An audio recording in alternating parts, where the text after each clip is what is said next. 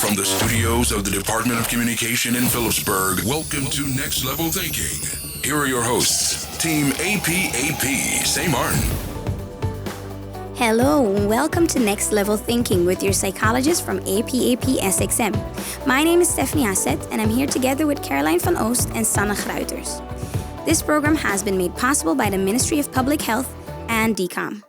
This program highlights topics that deal with the subject that matters most, ourselves.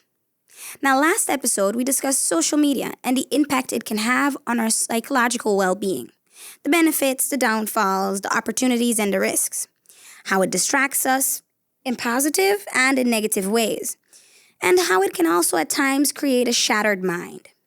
Now, today we want to talk about how to deal with a shattered mind, how to redirect our thoughts to a more mindful way of thinking. You might have heard about it already, mindfulness. The mindfulness practice is slowly starting to make its way to St. Martin. Now, today we want to familiarize you a bit more with mindfulness and its teachings. So, what is mindfulness? Well, mindfulness, it's a pretty straightforward word. It suggests that the mind is fully attending to what is happening, to what you're doing, to the space you're moving through. So fully being aware of where you are? Trying to understand. To be mindful. No, not to have your mind full. Oh. We have our mind full a lot of times, right? Exactly. Yeah, it's not about having your mind full with thoughts and, everything. But it is about being in the present. Okay. To be mindful. Yeah. Ah, okay. Yeah. So there's the key, I think, also with that part is about we are most of the time very busy in our thoughts and busy doing things. And we rush through our lives in a way. And that's why sometimes we need to take a stop. And that's where mindfulness can be a helpful tool, right? Being in full awareness. Being in full awareness. Okay. So that's cool. So, and because I heard about mindfulness and we did mindfulness recently, right? We had our own experience with mindfulness.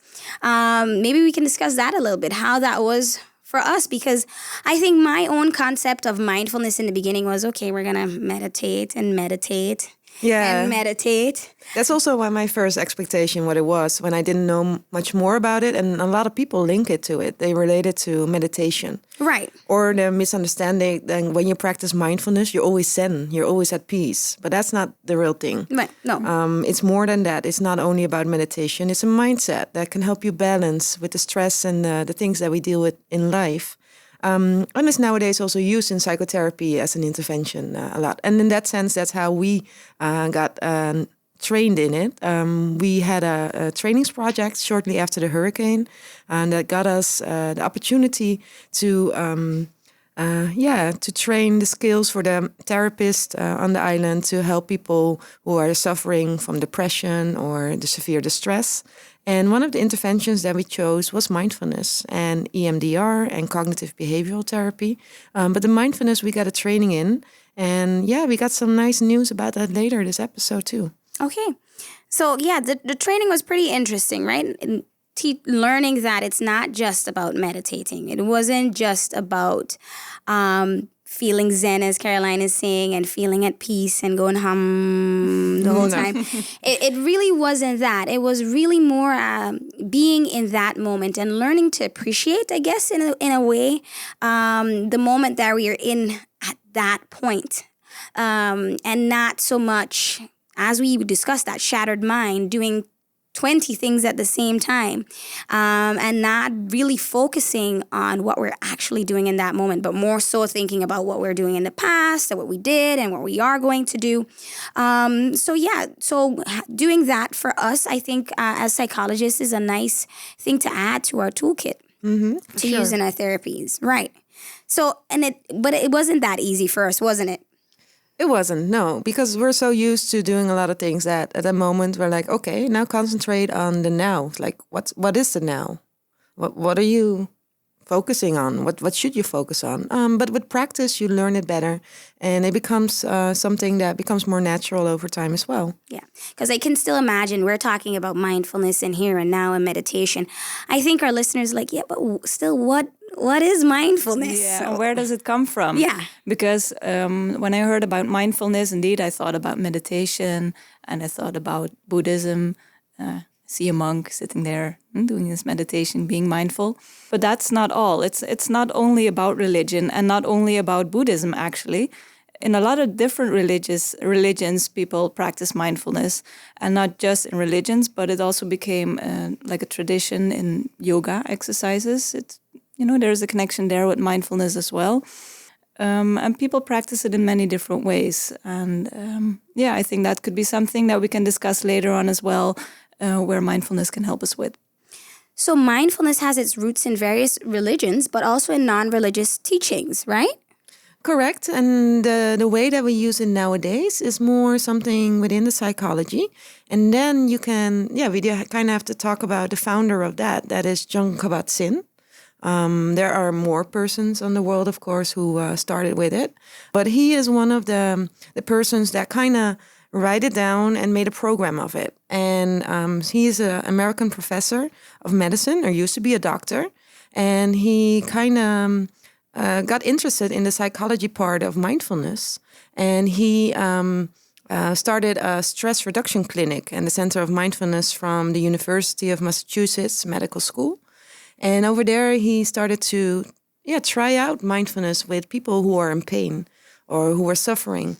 And he noticed that it made a difference for the people and that it really worked. So in that sense, he wrote it down and he started with a mindfulness stress reduce-based technique, or one of those programs that nowadays you can also buy or do online or follow. Because the trainings that he gave, that was in a group setting, right? Indeed, it was in a group setting. Yeah, with a lot of people together with different complaints like stress or physical pains. And a lot of people that thought like, okay, the doctors cannot help me with the medicine anymore, but I'm still in pain, I'm still suffering. What can we do? And then they noticed that there was some relief found in true practicing of mindfulness. So this Jon Kabat-Zinn, he saw the need for people who were suffering of pain and weren't able to be helped medically beyond that, Exactly. to find a way to deal with that, to deal with the state that they're in, and to deal with, how do we cope with what is going on with us right now? Yeah, and it must be noted that in the beginning, a lot of people were like, well, what is he doing? Right. Like, will that work? Or you just focus on the now and your breathing and all of that. And people were like kind of looking at him funny. Like, A little skeptical. A little skeptical. And I think nowadays we can still notice some people being skeptical, but you also hear a lot of more people embracing it. But I think that's also because we used to be very problem focused, and from a medical perspective, if you have complaints, if you're suffering from whatever medical issues, you're seeking for a solution in the medical field.